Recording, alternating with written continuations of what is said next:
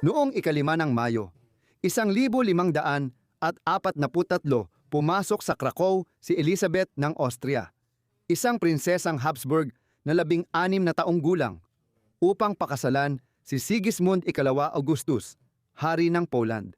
Ang inaasahang dakilang alyansa ay naging isa sa pinakamalungkot na kasal ng maharlika sa Europa. Kwento ng batang reyna na unti-unting pinabagsak ng epilepsy at tadhana, puno ng karamdaman at pag-iisa. Si Elizabeth ng Austria mula sa bahay ng Habsburg ay ipinanganak noong ika-9 ng Hulyo 1526 sa lungsod ng Linz sa Upper Austria. Siya ang panganay na anak ni Ferdinand unang Archduke ng Austria at Anna ng Bohemia at Hungary. 5 taon na silang kasal at nag-aalala na ang hukuman ng Habsburg na baka hindi magkaanak si Anna. Malaking problema ito para sa mga maharlikang pamilya at aristokrata sa maagang makabagong Europa. Noong panahon na iyon, ang kasal ay para magkaroon ng lalaking tagapagmana at babaeng anak na ipapakasal para sa alyansa. Sa kabutihang palad para sa nag-iisang batang prinsesa, ang pagdating ni Elizabeth ay tila nagbukas ng pintuan ng buhay sa loob ng imperial na silid-aralan. Makalipas ang panahon, umalingaw-ngaw ang pasilyo ng mag-asawa sa iyak ng bagong silang na prinsipe at prinsesa. Nagkaanak si Arkidukesa Anna ng 15 isang nakakagulat na bilang, at karamihan sa kanila ay umabot sa pagtanda. Nalampasan ang panganib ng pagkabata noong ika-16 na siglo. Ginugol ni Batang Elisabeta ang kanyang pagkabata sa loob ng marangya, ngunit may aninong mga bulwagan ng Hofburg Palace sa Innsbruck na papaligiran ng mga eskolar, mga tagapayo at ang tahimik na kaseryosohan ng isang debotong sambahayan. Pinalaki siya sa isang kapaligiran kung saan ang pag-aaral ay parehong pribilehiyo at tungkulin. Sina Ferdinand at Anna, mga magulang ni Elisabeta, ay masigasig sa edukasyon at tinitiyak na mahigpit silang tinuturuan sa wika, sining at katolikong pananampalataya. Naging bihasa siya sa Aleman, Italyano at Pranses, ngunit nakakatuwang hindi niya natutunan ang Polako, isang wika na sanay mas naging kapaki-pakinabang sa kanyang malungkot na hinaharap. Marami siyang aral sa panalangin at tugtog ng harpsichord habang nananatiling matatag ang debosyon ng kanyang ama laban sa mga sabi-sabi. Nang malaman niyang nagbiro ang guro tungkol sa mga kardinal, nangako siyang ipapapatay ang magpapalaganap ng ideyang Lutheran. Ang mundo ni Elizabeth ay binubuo ng libro, musika at pananampalataya, na bunga ng kaalaman at tuklas ng mga naunang henerasyon. Noong 1530 o 1531 ng 4 o 5 taong gulang pa si Elizabeth, unang ipininta ni Jacob Seisenegger ng korte ng Austria ang kanyang larawan. Makikita sa larawan ang masayang batang babae na may mapulang pisngi at mahinahong ugali. Hindi naging maayos ang kabataan ni Elizabeth. Habang lumalaki siya, nagkaroon siya ng kumbulsyon na lalong lumala at dumalas. Karaniwang alam ngayon na may epilepsy si Elizabeth. Ito ay isang kondisyon na nababalot ng misteryo noong ika-16 na siglo, isang panahon kung kailan nagsisimula pa lamang ang rebolusyong medikal. Gayunpaman, lumalawak ang kamalayan at kinikilala nilang isa itong kondisyon sa kalusugan. Noon, ang epilepsy ay itinuturing na supernatural na kondisyon na maaaring negatibo o positibo depende sa panahon at lugar.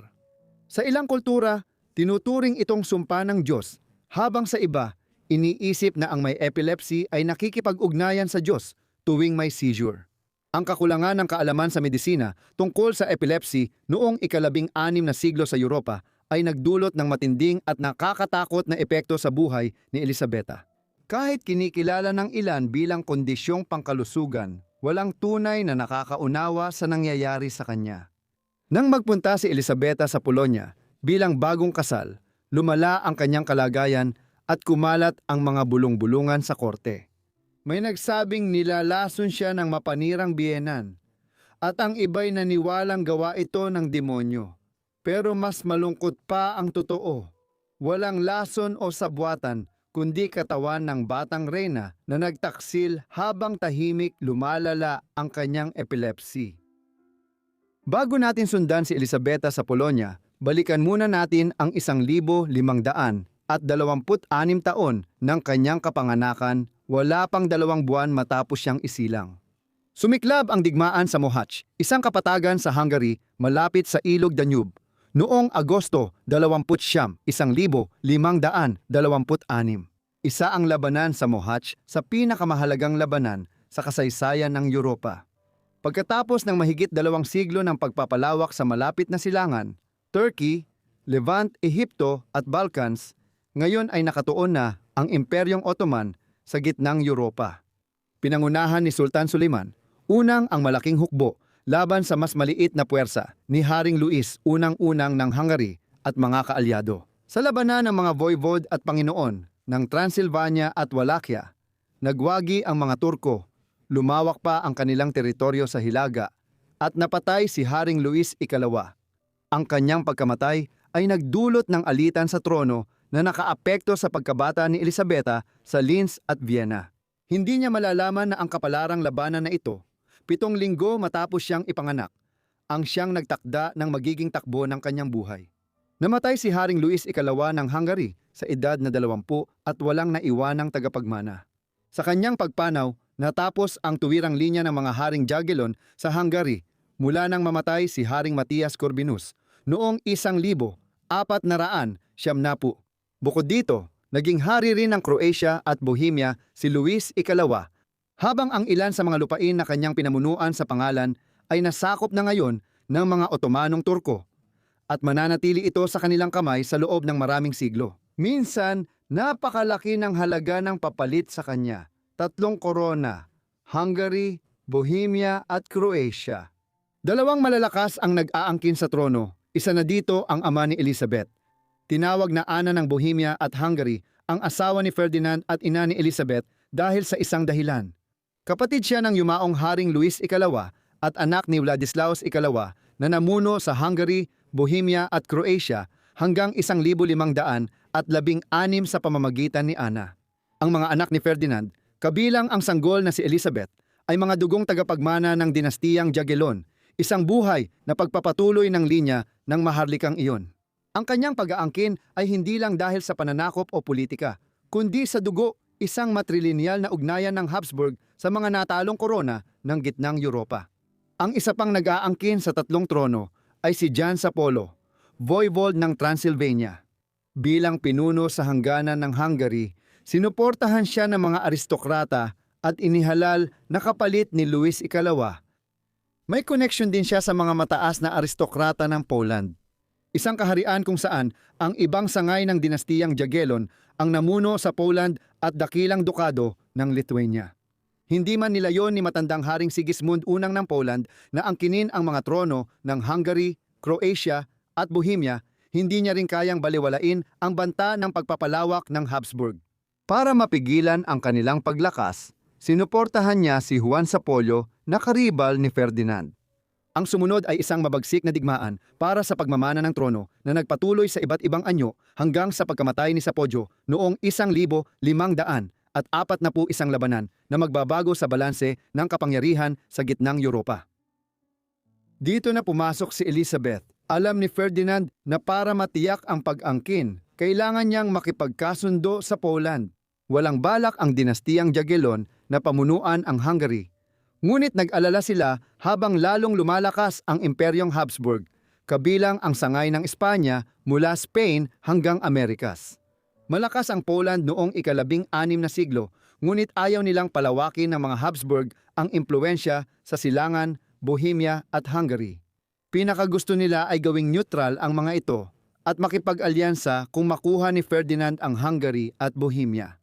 Agad nakipag-usap ang mga diplomat ni Ferdinand sa korte ng Poland at nagmungkahi ng alyansang kasal kay Batang Elizabeth. Tinitiyak ng unyon sa mga Jagiellon na kapag nakuha ng mga Habsburg ang trono ng Bohemia at Hungary, hindi na nila sasakupin ang Poland. Madali lang ang plano. Ipapakasal si Elizabeth kay Sigismund Ikalawa Augustus, hari ng Poland at Grand Duke ng Lithuania. Kahit bata pa, itinanghal si Sigismund bilang tagapamahala kasama ng kanyang amang tumatanda noong 1529. Nagsimula ang negosasyon ng kasal noong 1530 na nagbuklod sa panganay na anak ni Ferdinand sa korona ng Poland. Nilagdaan ang formal na kasunduan noong Nobyembre, pero 4 na taon pa lang si Elizabeth. Batay sa kasunduan, ipagpapaliban ang kasal hanggang mag-7 taon siya at habang hinihintay ang papal na dispensation kung kailangan. Hindi lang sa edad, kundi dahil magpinsan sa unang antas sila. Kalaunan, binago ang plano. Ipagpapaliban ang kasal hanggang unang bahagi ng 1500 at 40 kapag mas angkop na edad na si Elizabeth. Pagkatapos ng mahabang negosasyon, umalis si Elizabeth sa Vienna noong Abril 1543 sa edad na 16. 2 linggo ang lumipas bago siya dumating sa Krakow, kung saan niya unang nakilala ang lalaking ipinagkasundo sa kanya ng 13 taon, si Gismund II Augustus, na ngayon ay 22 taong gulang. Noong araw ding iyon, ikinasal ang dalawa sa Grand Juror ng Wawel Cathedral. Si Elizabeth ay naging Grand Duchess ng Lithuania at Reyna ng Poland. Pinagtibay ang matagal ng inaasam na alyansa para sa susunod na 2 linggo. Nagdiwang ang Krakow ng mga pista, handaan at paputok bilang paggunita sa inaasahang simula ng pangmatagalang kapayapaan sa Poland at Austria. Sa kabila ng kasayahan, may madilim na kwentong magpapabago sa makasaysayang samahan patungong trahedya. Pagkatapos ng mga kasiyahan at bumalik ang realidad, naging bangungot ang buhay ni Elizabeth sa Krakow. Lumala ang kalusugan niya habang papunta sa Poland at dumarami ang kumbulsyon. Lalo pang lumala ang kalagayan niya sa pag-aasawa. Naantala ang kasal hanggang 1543 dahil sa matinding pagtutol ng ina ni Sigismund. Bona Sforza ay isang Italianong maharlika mula sa pamilyang Sforza na namuno sa Dukado ng Milan mula kalagitnaan ng ika-15 siglo. Si Bona ay matalino at kapansin-pansin sa korte ng Poland, determinado ring pigilan ang Habsburg expansion. Lagi niyang tinutulan ang kasal. Pagdating ni Elizabeth, pinahirapan niya ang manugang niya. Halimbawa, kahit tapos na ang kasal, patuloy pa rin niyang kinukwestiyon ang mga kondisyon ng kontrata at dote. Si Elizabeth ay batang mahiyain at natatakot sa ugali ng kanyang biyenan. Ngunit may mas malalalim pang problema sa likod ng palasyo. Si Sigismund ay hindi mahal si Elizabeth at hindi rin siya naakit dito, kaya nagpatuloy siyang magkaroon ng mga kabit at hayagang nakikita ang mga ito kahit kasal na sila. Malayo sa kanyang tahanan, naiwan si Elizabeth na nag-iisa sa isang banyagang korte, na ang kasama lang ay ang maliit na grupo ng mga Austriano. Pinalilibutan siya ng palaban na biyenan at asawang turing lang siyang diplomatikong kasangkapan sa laro ng kapangyarihan sa gitnang Europa. Kaya siguro hindi na maiiwasan na lumala pa ang kanyang kalusugan. Iniulat ng mga korte na mas madalas na siyang atakihin ng kumbulsyon habang kumakalat ang mas madidilim na tsismis na nilalason siya ng matandang Reyna Bonner, kahit na walang ebidensya ng lason na natagpuan. Umani siya ng simpatiya at paghanga mula sa marami, lalo na ng mga maharlika ng Poland, ngunit hindi nito nabago ang kanyang kapalaran. Mukhang nakatakda na ang masamang kapalaran ni Batang Elisabeta mula nang tumuntong siya sa Poland noong kalagitnaan ng 1540 sis. Isang alon ng salot ang kumalat sa silangang Europa, at ang pamilya ng hari ay gumawa ng tanging hakbang na maaaring gawin bilang pag-iingat. Noong panahong iyon, tumakas sila mula sa lungsod at nagtungo muna sa kanayunan. Pumunta si Sigismund sa Vilnius, kabisera ng Grand Duchy ng Lithuania, kasama ang kanyang paboritong kerida na si Barbara Radziwiłł. Nilibot ni Elizabeth ang Poland kasama ang kanyang mga biyenan at si Sigismund. Katulad ng iba, naaawa rin ako kay Elizabeth.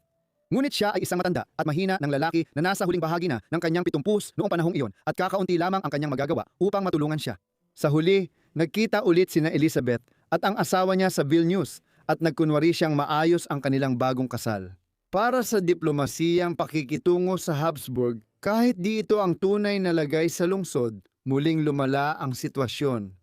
Lalong lumala ang mga pagsumpong ni Elizabeth at naapektuhan na ang kanyang kalusugan. Pagsapit ng tag-init ng 1545, malinaw na siya ay nasa krisis at desperado. Sumulat siya sa magulang niya sa Austria at nagmadaling dumating ang mga doktor, pero huli na.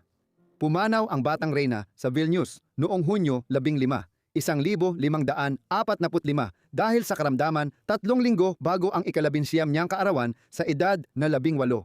Nalungkot ang korte at inilibing siya sa katedral ng Vilnius matapos ang 9 na araw. Si Sigismund Ikalawa Augustus ang namuno sa Poland hanggang 1572 at pinamunuan ang pagsasanib ng Poland at Grand Duchy ng Lithuania bilang Polish-Lithuanian Commonwealth. Matapos ang maikling ikalawang kasal sa Kalaguyo, pinakasalan niya si Catherine ng Austria, na kababatang kapatid ni Elizabeth, noong 1553. Sa kabila ng 3 kasal ni Sigismund, wala siyang naging anak. Namatay siya noong 1572, kaya pansamantalang napunta ang korona ng Poland sa bahay ng Valois ng Pransya. Noong 1575 ang kapatid niyang si Anna Jacquelon ang huling umakyat sa trono sa kanilang lahi. Sumunod, nakuha ng bahay ng Vasar ang korona ng Poland-Lithuania. Lahat ng diplomasya at plano ng korona ng Poland ay nauwi sa wala. Salamat sa panunood ng video tungkol kay Elizabeth ng Austria. Kung meron kayong mga komento o suhestyon, siguraduhing iwanan ang mga ito sa ibaba.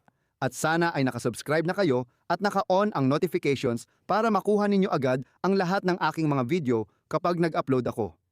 Siya nga pala, yun lang mula sa akin. Kaya magkikita-kita tayo sa susunod na Forgotten Lives. Salamat.